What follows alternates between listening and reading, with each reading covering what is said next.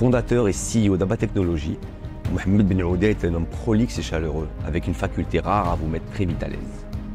Passionné par les nouvelles technologies dont il a fait son métier, il se livre sans détour sur sa vision particulière de la vie de l'entreprise et déroule un parcours déjà hors norme. Je suis né à Tétouan en 1979.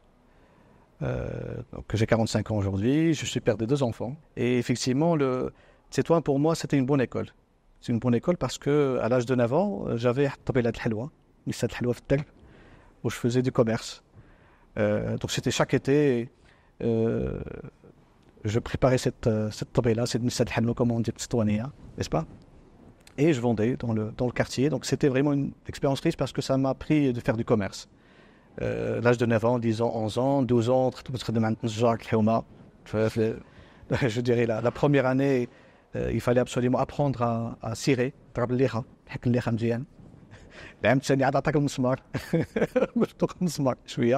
Et donc c'était très, très riche parce que ça t'a appris un peu la responsabilisation, ça t'a appris l'autonomie, ça t'apprend aussi à comprendre la valeur de la chose, la valeur de l'humain, la valeur de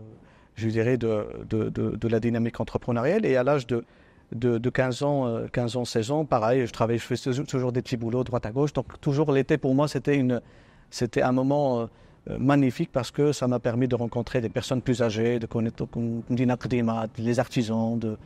Et d'ailleurs même il y a beaucoup de citations qui sortaient qu'aujourd'hui on les retrouve dans les Harvard Business Review, dans les grosses écoles de commerce. Mais finalement l'artisan marocain est assez riche.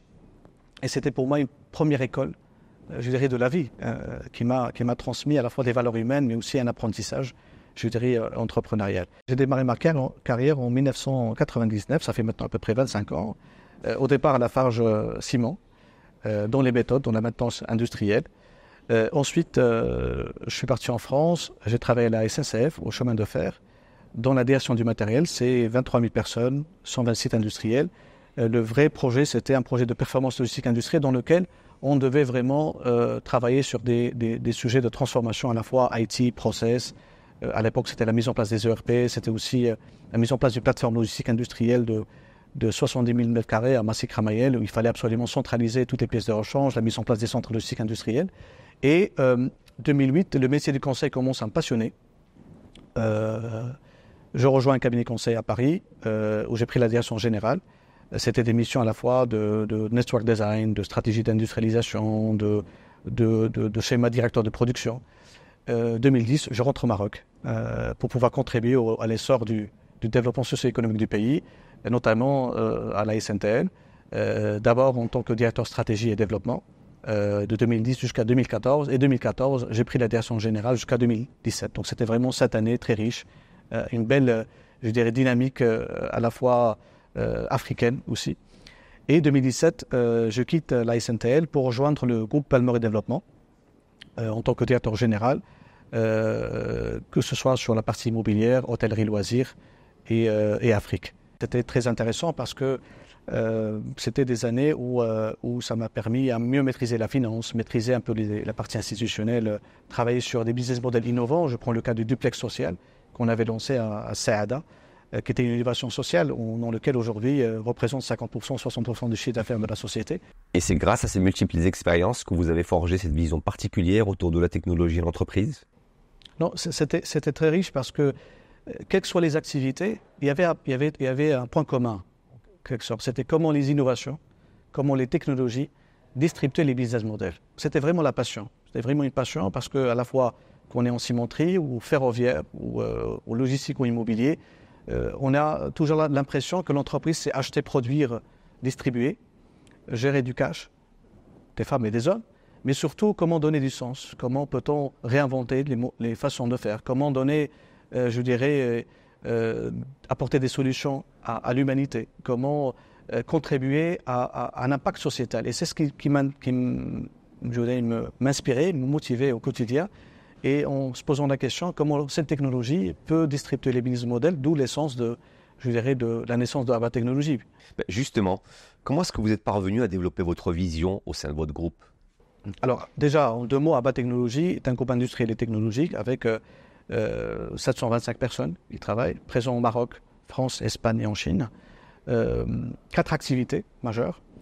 La santé, d'accord, à travers notre filiale Mediot, donc Med IoT, c'est-à-dire c'est la santé connectée, n'est-ce pas?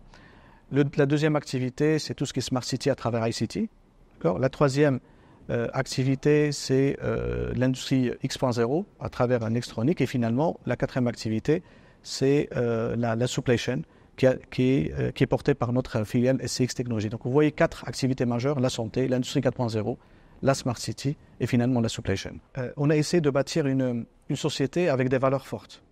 D'accord. Ces valeurs qui permettre à chaque collaborateur d'imaginer ou de réinventer la façon de faire.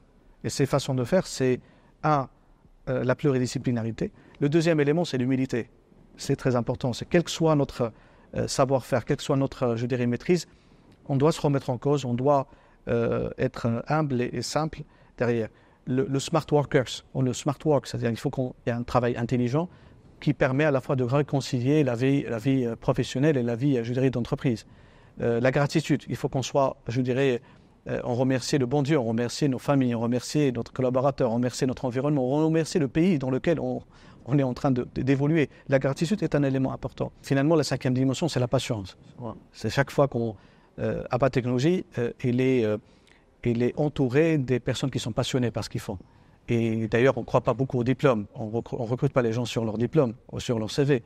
Que ce soit que vous venez de la fac ou vous avez fait un diplôme d'ingénieur ou un diplôme, quelle que soit sa nature, on cherche plutôt les personnes qui sont passionnées. Donc la passion nous anime au quotidien. Donc ce qui fait que ces valeurs-là, avec un ADN technologique qui est à la fois une technologie qui doit être accessible, qui doit être utile, parce qu'on cherche de plus en plus des technologies qui sont utiles, qui doit être sobre aussi, et avec ces enjeux moteurs qui sont...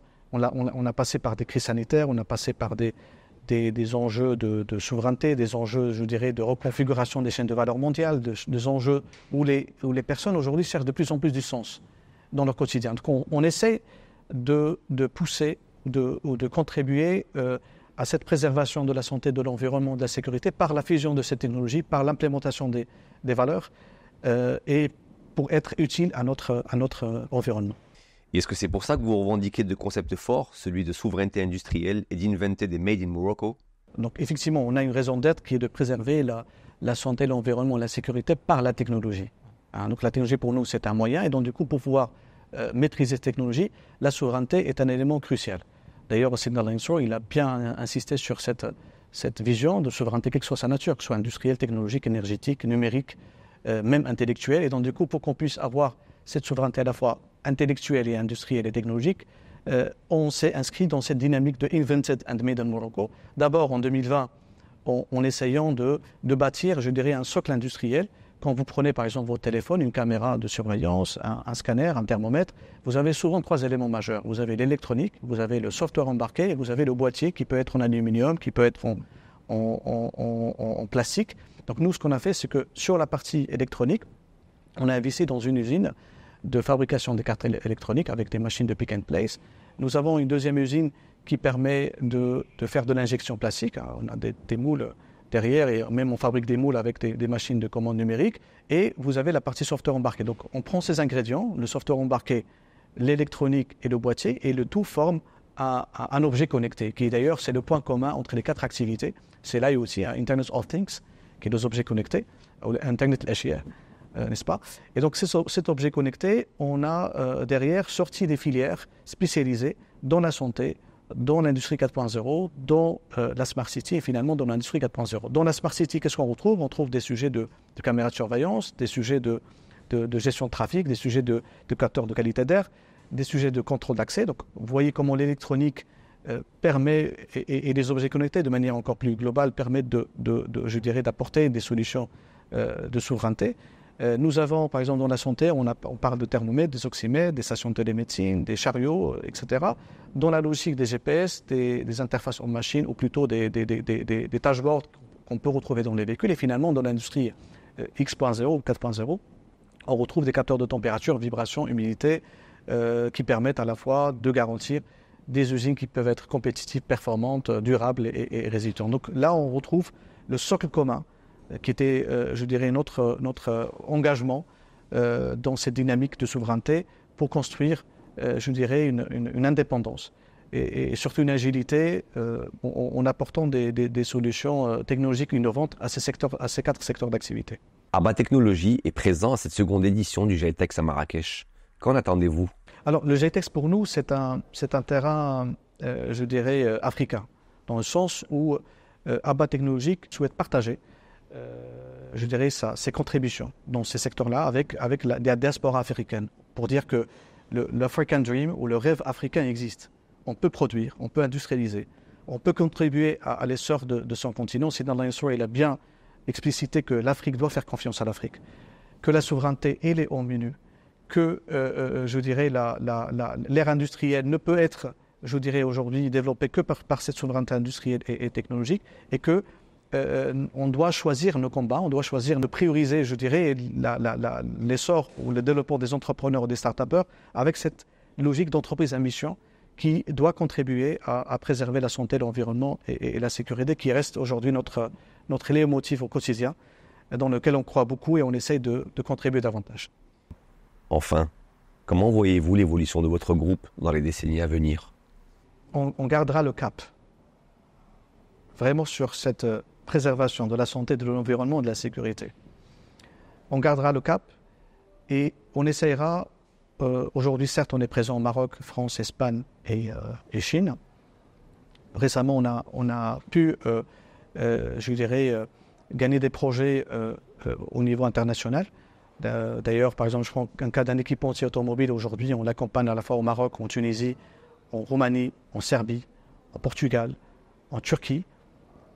Il nous sollicite aussi dans l'Amérique latine et dans d'autres pays du Moyen-Orient. C'est toujours garder cette mission, cette raison d'être, en essayant de la diffuser, de la faire grandir. On a 4 ou 5 associés, des collaborateurs qui sont devenus des associés. Et on souhaite, par exemple, en 2030-2035, d'avoir au moins 35 co-founders. Parce qu'on croit aux jeunes. On veut leur donner de la chance.